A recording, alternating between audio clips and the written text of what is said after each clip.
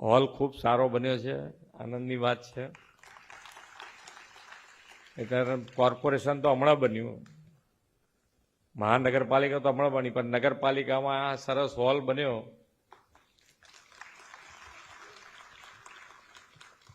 આપણે નજરથી જ આપણને એમ થાય કે ના, આવું કામ થવું જોઈએ.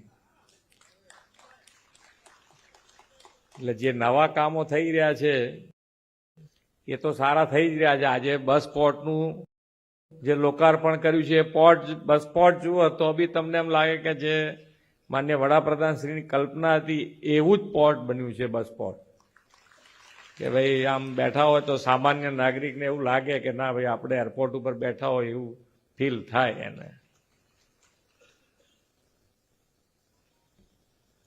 અને હવે નવા જે બધા કામો થાય એ હવે આની સાપેક્ષમાં થવા તરત કમ્પેરિઝન થાય. એમાં શું છે કે હવે કંઈ બી નવું બનાવશે તો આ બધાને કે આ તો યાર પેલું તો જો કેવું છે, આ કેવું છે, તરત કમ્પેરિઝન થવાની.